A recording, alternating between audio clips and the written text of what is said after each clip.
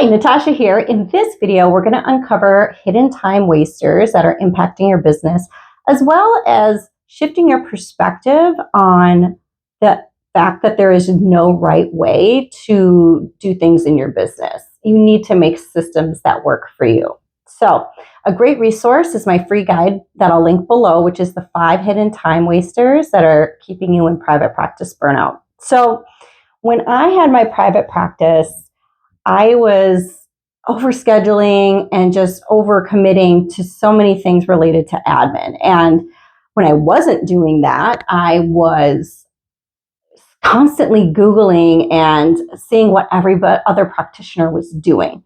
And what ultimately happened was I would search and then I'd be like, ooh, that looks like it's successful for them. And then I would start creating whatever that process was, or put that up on my website, or put that in my EHR system. And before I knew it, I had started so many different things that A, didn't work for me, and B, nothing got done. So the key takeaway in this video is, done is better than perfect, and really clarity comes in action. So take imperfect action and just get stuff done.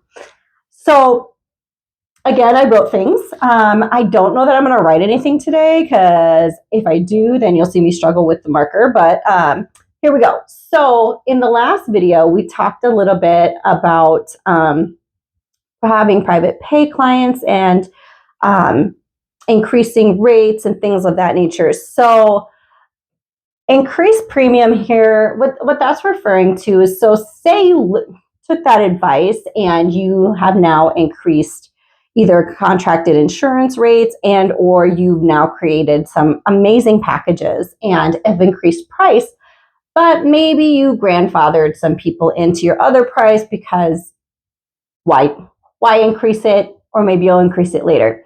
So if that's the case, or even if you haven't, what you want to do is just look at the ratio again of, less premium clients to, the insurance contracted rates, and then the ratio of private pay clients.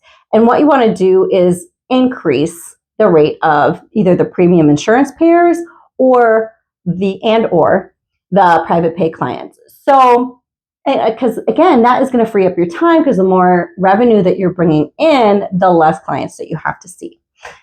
So that's worth mentioning again, because again, it's a time waster, because if we're not going back and reviewing these things, it's just going to continue to be a problem. And later on down the road, and maybe you already noticed this in your private practice journey, it compounds, and then you have to see all these people, and you just don't have enough time in the day. So second is documentation. So we all got into this profession because we absolutely love paperwork, right? No. So documentation can be an absolute time suck. So in previous videos, I talked about creating banks. So that is, I wholeheartedly say, if you have not created these systems for yourself, please do. And I also have a great resource that I'll link below. It's AI prompts to do exactly that for all types of documentation. So evals, progress notes, discharge, communications, all the things. And that is called Control-Alt-Chart. That is so hard to say 10 times fast, so I won't. And I'll link that below as well. So you streamline your documentation, that will save you time. Now, I heard this word once, and it has just stuck with me because it resonated with me so much, because I did this for so long, which is procrastinating. Okay? Procrastinating is that we just don't do the things because we need to learn more. We need to research more. We need to do all these things before we can do the thing. And then part 2 of that is comparisonitis. So like I said, along my private practice journey, I was searching and looking to see what everybody else was doing, because I thought maybe I just was, maybe there was a better way to do it. And not saying that there isn't, but then you find yourself comparing either yourself or your business to someone else who's in a completely different space in their private practice journey. Maybe they've been doing it for 10 plus years, longer than you have. Whatever the case may be, even a system that works for someone else may not work for you in your business. So my suggestion wholeheartedly is just stop. Stop procrastinating, stop comparing yourself, and just do the things. Just do them. Because really, at the end of the day, it's going to be trial and error no matter what you do. And like I said, something that works for somebody else may not, in fact, work for you. So might as well take the time to figure it out for yourself, then look at what everybody else is doing. So worth a set there. And then on top of that, if you're just like at your wit's end, I will also link below my private or my practice breakthrough assessment. So that is a 10-minute question. It takes about 10 minutes, questionnaire for you to complete. And what I do is I, review it, and then I send back to you a customized video with a plan and a scorecard, kind of going through, and basically we're going to plug up the leaks that are burning you out in your business to get you back your time, your energy, and really your peace of mind. So we go on. Chunking. I use this phrase or this word because it gives me a nice visual. But essentially what chunking is you're batching. This is going to planning. So you batch similar tasks together. So if we think of, if it helps you to I'm a very visual person. It helps you to visualize if you have different time blocks on your schedule and you have, let's just say, for example, the category in this case will be marketing.